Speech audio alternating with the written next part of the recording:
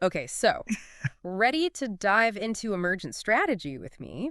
You shared some excerpts from Adrienne Maree Brown's book, Right. and it's clear you're interested in how this concept, inspired by nature, can help create more effective and resilient approaches to social change. And I think that's something we can all resonate with, right? Who doesn't want to make like a real difference in a way that feels empowering and sustainable? Right. And I love how Brown frames it. It's Yeah. like she's saying, hey, you don't have to be a scientist or a policy expert to make a difference. Exactly. And she even says, and I love this quote, my style is more ooh, ah, wow, how than empirical data proves that. Which is so refreshing. Yes, It's like she's giving us permission to approach social change with a sense of wonder and curiosity, not just dry facts and figures. absolutely. And that's where the magic really starts to happen. Um, mm, So to jump right in, okay. how about we start with like a clear understanding of what emergent strategy actually Yes, is? please, because I'm already intrigued, but I also want to make sure I'm like really grasping the essence of it. Right. Yeah. Well, in Brown's own words, emergent strategy is an adaptive and relational leadership model. It's about creating plans of action that aren't rigid, Okay. but can flow and change with the circumstances, kind of like water. Like water. Okay, I'm not sure if I'm getting ahead of myself here, but I'm already seeing the connections to nature. You are right on track. Brown uses so many vivid examples from the natural world to illustrate these principles. Yeah. Like dandelions, they might seem fragile, Right. but they're incredibly resilient, Totally. pushing their way through cracks in the pavement, Yeah. popping up in unexpected places. Mm-hmm. That's emergent strategy in action. Wow, yeah.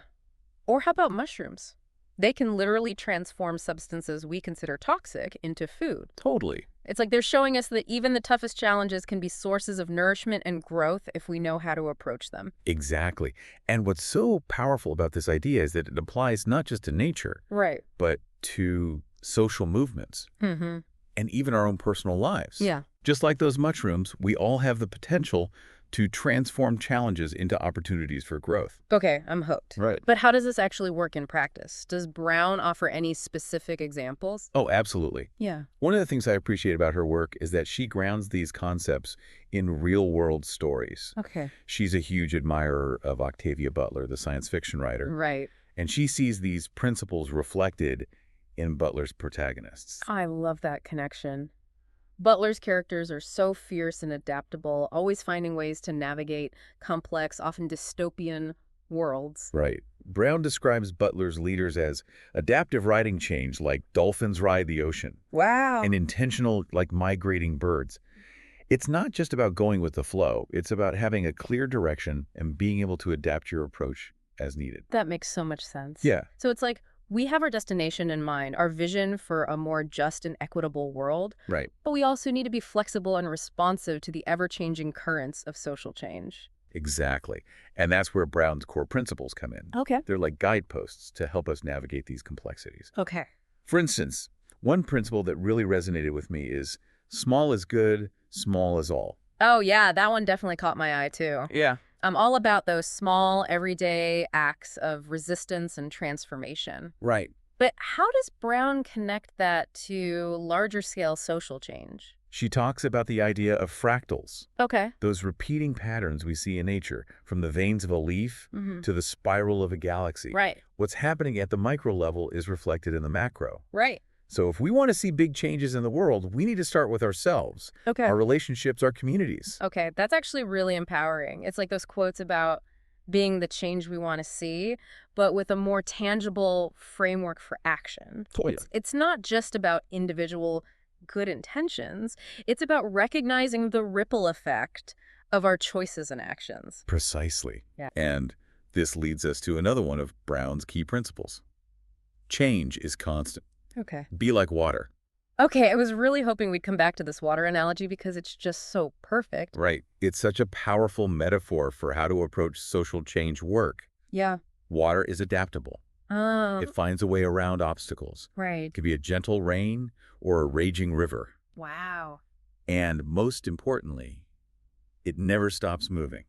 So instead of getting stuck in rigid plans or feeling defeated when we encounter roadblocks, we need to be more like water flowing, adapting, and questing that will find a way. Exactly. Mm. Because just like a river carves a path through a mountain over time, Right? our consistent adaptable actions can create lasting change. Okay, this is already making me rethink how I approach challenges in my own life, not just in the context of social change. And that's the beauty of Brown's work. These principles are so applicable to our everyday lives, Yeah. our relationships, our work. Speaking of which, Brown also talks about the organization she led, the Ruckus Society, Yeah. and their shift away from a more masculine action culture. I was so intrigued by that story. It's a great example of how even organizations with the best intentions can sometimes fall into old patterns. Right, The Ruckus Society, which is known for its environmental activism, right. realized they needed to move away from a more hierarchical top-down approach. Which makes sense, Yeah. right? Especially in social justice spaces. It's easy to fall into those us versus them dynamics. Exactly. And Brown talks about how they had to actively work towards creating a culture where everyone felt valued, heard, and empowered to contribute their unique skills and perspectives. So it's about shifting from a culture of competition to a culture of collaboration, Right. where everyone feels like they're part of the solution. Precisely. And that can be really challenging, especially when we're dealing with complex issues and strong emotions. Right. Which brings us to another one of Brown's key principles. Right. Never a failure, always a lesson. Ooh, I love that. It's so easy to get discouraged when things don't go as planned or when we make mistakes. But what if we viewed those setbacks as opportunities for learning and growth? Exactly. It's about embracing a growth mindset, Right. being willing to experiment and not being afraid to fail forward. Hmm. Brown talks about how, in the context of social change work, Yeah. we need to be constantly adapting and evolving our strategies based on what we're learning along the way. It's like that quote, the only constant is change, but applied to activism and organizing. Right. We can't expect to find one perfect solution and stick with it forever. Right. And that leads us to another important aspect of Brown's work, which is her emphasis on personal transformation. Okay. She talks about how we can't create lasting change in the world if we're not also doing our own inner work. Okay, yes. This is something I've been thinking a lot about lately. Yeah. How do we show up as our best selves in social justice spaces, especially when we're dealing with burnout, overwhelm, or just the general chaos of the world? It's not easy, Yeah. but Brown offers some really practical tools and practices for cultivating more resilience and inner peace. She talks a lot about the power of mindfulness and meditation. Which is so important. It's easy to get caught up in the urgency of social change work, Right. but if we're not taking care of ourselves, we're not going to be much good to anyone in the long run. Exactly. Brown shares her own journey with meditation Wow. and how she came to it through a place of grief. Wow. She realized that it wasn't about emptying her mind, Right. but about choosing where my attention goes. Wow, that's really powerful. So it's not about ignoring the challenges or pretending everything is okay. Right. It's about cultivating the inner strength and clarity to face them head on. Exactly. And that inner strength then allows us to show up more fully in our relationships, Right. our communities, and our work for social change. It's like that saying, you can't pour from an empty cup. We need to fill ourselves up with love, compassion, and care so that we can then share those things with the world. Beautifully said. Mm-hmm. And that brings us to another crucial aspect of Brown's work, which is her focus on building strong, healthy relationships. Yes. She talks about the importance of finding your flock, right? Like surrounding ourselves with people who share our values and support our vision. Exactly. She uses the example of migrating birds to illustrate this point. Right. If your destination is different, Oh, okay. you might need to find a different flock that's headed in the same direction. Right. And sometimes that means having difficult conversations, Yeah. setting boundaries, Right. or even walking away from relationships that no longer serve us. Oof. Yeah, that can be tough. Yeah. But it's also incredibly empowering to realize that we have a choice in who we share our energy with. Absolutely. And when we do find our people, Yes. those who get us, Yeah. who challenge us to grow, Mm. and who share our commitment to creating a more just and equitable world, Right. that's where the real magic happens. So we're talking about building authentic relationships, Yes. cultivating mindfulness, Yes. embracing mistakes as learning opportunities, and Correct. remembering that change is a constant. It's a lot to hold, but it also feels incredibly hopeful. It is hopeful. Yeah. And it's important to remember that we don't have to do it all perfectly. Right. Brown encourages us to approach this work with a sense of playfulness, Yeah. curiosity, Mhm. and a willingness to experiment. I love that because social change shouldn't feel like a chore. Right. It should feel like an adventure, a journey of discovery, and a celebration of our collective power to create a better world. Exactly. And speaking of collective power, One of the things Brown addresses is how we make decisions together in a way that feels both efficient and inclusive. Okay. She talks about the concept of efficient consensus. Ooh, efficient consensus. That sounds almost like an oxymoron. But tell me more, because making decisions as a group can be interesting, to say the least. Right. It's so easy to get bogged down in endless discussions or power struggles. Right. But Brown offers a really practical framework for moving from discussion to action in a way that honors everyone's voices. Okay, I'm intrigued. What's the secret sauce? How does this efficient consensus actually work? So how does it work? Give me the play-by-play. It all starts with a clear proposal. Okay. Instead of just like tossing around ideas, someone takes the initiative to craft a specific plan Right.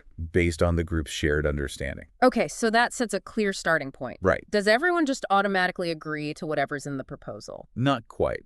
The group then provides feedback, Oh, okay. suggesting amendments, or even coming up with like a counterproposal if there are major disagreements. So it's about finding that sweet spot between having structure and being flexible enough to incorporate everyone's perspectives. Exactly. And here's the really important part. Brown emphasizes the power of saying no as much as yes. I was just thinking about that. It's so easy to feel pressured to go along with the group, even when something doesn't feel quite right. Right. But saying no to things that don't align with your vision or values actually creates space for the things that do. It's like decluttering your schedule to make room for what truly matters. It's like we were saying earlier about finding your flock sometimes. Saying no is how you figure out who you don't want to fly with, which then helps you find the people who are headed in the same direction. Exactly. And those aligned yeses are where the real magic happens. Right. When we're working with people who share our values and our vision, decision-making becomes so much easier and more powerful. This is all starting to paint a really compelling picture of how we can show up differently in social change spaces and honestly just in life in general. But there's one piece I'm still curious about. Yeah. Brown also talks about the importance of strategic intentions. What exactly are those, and how do they play into all of this? Yes. Strategic intentions are like guiding principles that keep our actions aligned with our values over the long haul. Okay. They go beyond just setting goals. It's about how we move through the world and what we want to embody as we work towards change. So it's like not just what do we want to achieve, but who do we want to be as we're working towards that vision? Exactly. Brown gives the example of the Ruckus Society again. Okay. They realized it wasn't enough to just have a mission statement about promoting direct action. Right. They had to get clear about the values they wanted to embody as an organization, things like integrity, collaboration, and accountability. So it's like weaving those values into the very fabric of the movement or organization, so they're not just empty words, but actual guiding principles? Exactly. It's about walking the talk and making sure that our actions are always in alignment with the world we're trying to create. I love that. It's like bringing those values to life in a really tangible way. Yes. It's not just about what we're fighting against, but what we're fighting for. That brings us to a crucial insight from Brown's work. Okay. She says we're always practicing something. Okay. If we're not intentional, we end up practicing the habits, beliefs, and behaviors of the dominant culture, competition, individualism, and often a disconnect from our own inner wisdom. It's like we're on autopilot, perpetuating the very systems we're trying to change. Exactly. So the invitation here is to become more conscious, more deliberate about what we're practicing in our daily lives. What habits of mind are we cultivating? What stories are we telling ourselves? What kind of future are we creating through our everyday choices? Those are powerful questions. It can feel overwhelming to think about changing the world. But maybe it starts with changing our relationship to the world, to ourselves, and to each other. Beautifully said. And it's not about doing it perfectly. It's about showing up with curiosity, compassion, and a willingness to keep learning and growing. This has been such a rich conversation, and it feels like we've just scratched the surface of what Emergent Strategy has to offer. There's always more to uncover. Yeah. But if there's one thing I hope you take away from this deep dive, it's a sense of empowerment. You don't have to have all the answers to make a difference. Start by practicing, by experimenting, by trusting your own inner wisdom and connecting with others who share your vision for a more just and equitable world. I love that. Because ultimately, social change is a collective endeavor. Yes. It's about coming together, sharing our gifts, supporting each other, and trusting that even small acts of courage and compassion can create a ripple effect that transforms the world around us. And remember those migrating birds. If you're feeling a little lost or unsure of where to start, look around for your flock, the people who inspire you, challenge you, and make you feel excited to be alive in this moment. Because together, we can create the change we long to see in the world. On that inspiring note, we'll leave you to ponder this question from Adrienne Maree Brown.